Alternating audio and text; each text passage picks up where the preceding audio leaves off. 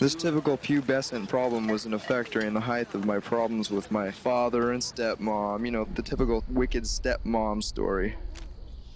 And so, I moved to both grandparents, the fourth sets of aunts and uncles, and so forth and so on within the year.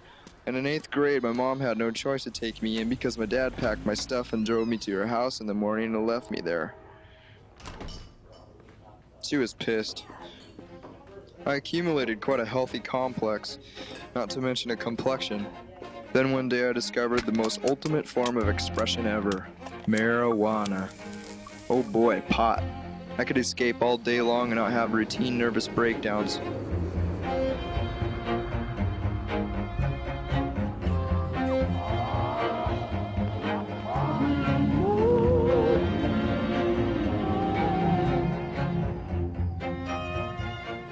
Trevor was a guy I hated but resorted to becoming friends with because he was the only person I could get pot from.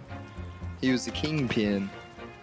Trevor, Ace, John, Darren, and all white trash, low-life scum of the earth, according to the jocks, had been going to this girl's house after school, and they invited me.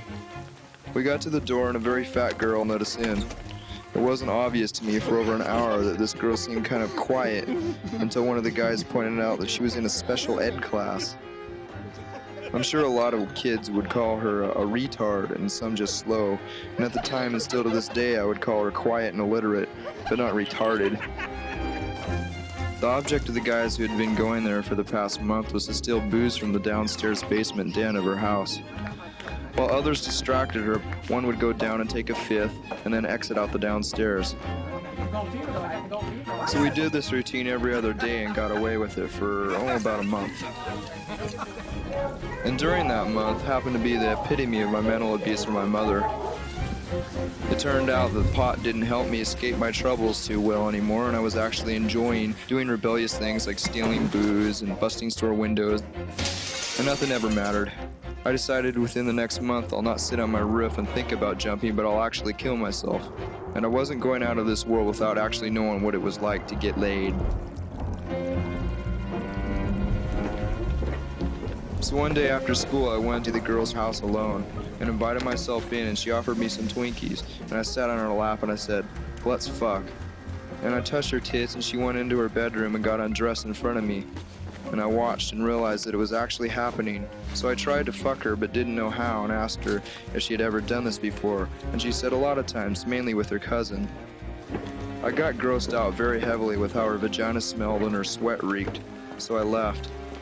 My conscience grew to where I couldn't go to school for a week, and when I went back I got in-house suspension for skipping, and that day the girl's father came in screaming and accusing someone of taking advantage of his daughter. And so during lunch the rumor started, and by the next day everyone was waiting for me to yell and cuss and spit at me, calling me the retard fucker.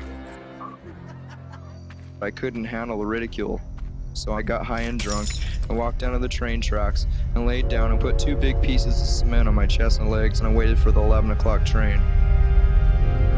And the train came closer and closer and closer, and it went on the next track besides me instead of over me.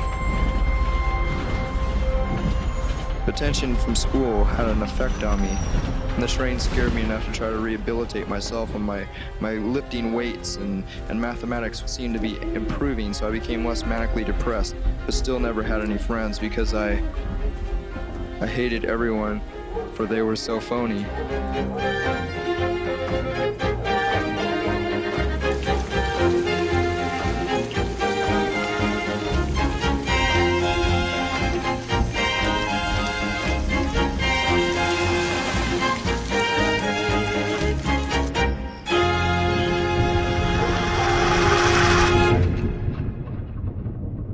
When Kurt was about 15, he moved back in with Mom and I, and it was a struggle. You know, it was still him wanting to rebel, and